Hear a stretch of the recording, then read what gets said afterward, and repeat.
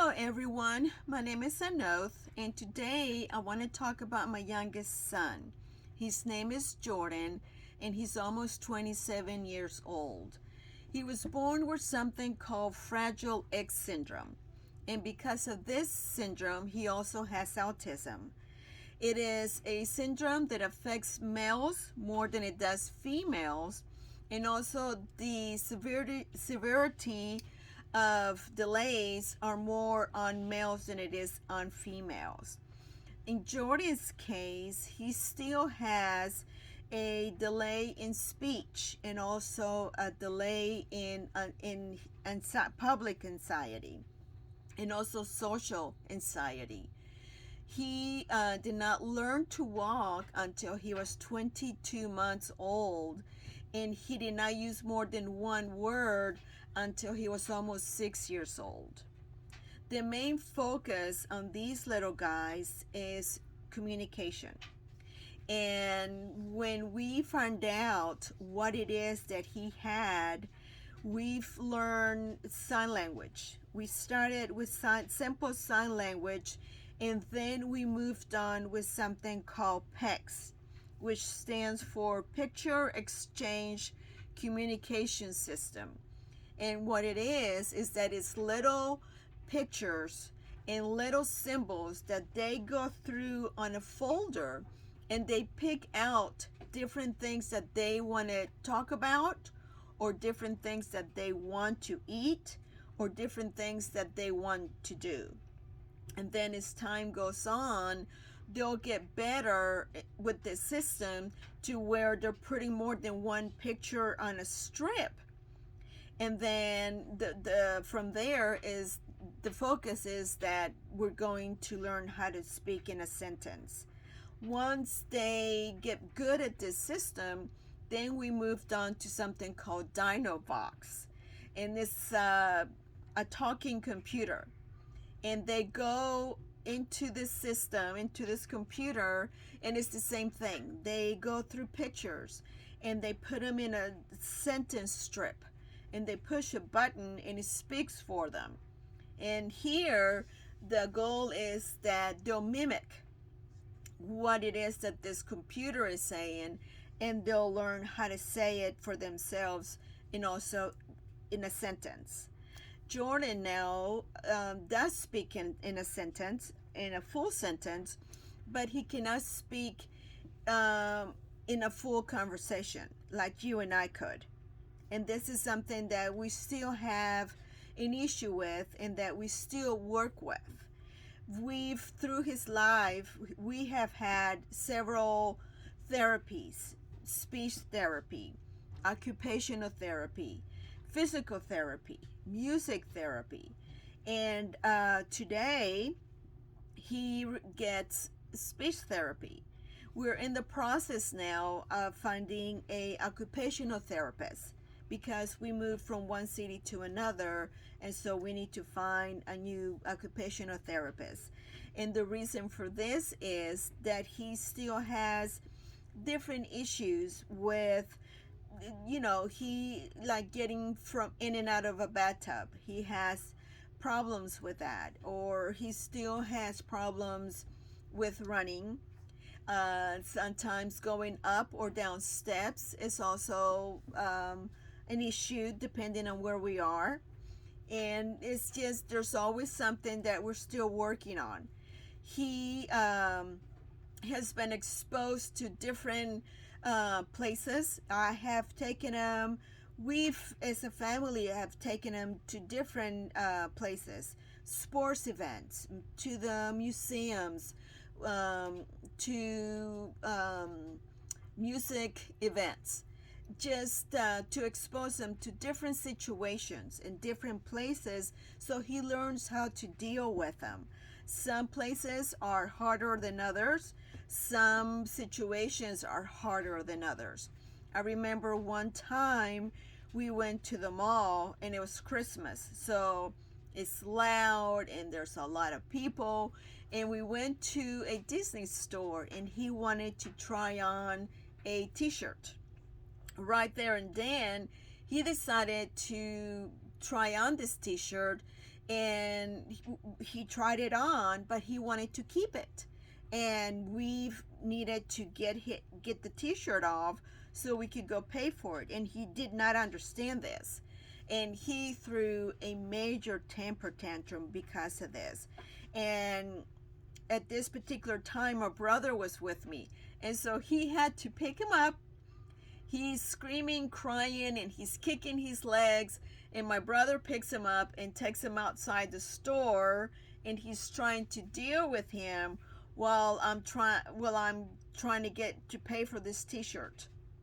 And of course, we have people looking at us. Some of them are shaking their heads as to say, what a spoiled brat he is.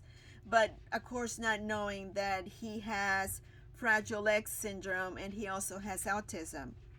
And we still get looks, and we still have people that shake their heads because there are things that he still does that maybe a 6 or 7-year-old, it's acceptable for them to do it, but not a 27-year-old.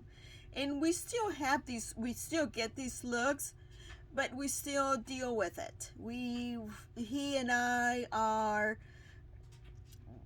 we have to deal with them, because otherwise, how is he going to learn how to do them if we don't work on them right there and then? And so it's part of him trying to be socially acceptable. And there are things that they're still very hard for us to deal with. When we're in public and we're in a restaurant, I want him to order for himself. And depending on the situation, how loud the restaurant is, how busy the restaurant is, he gets anxious.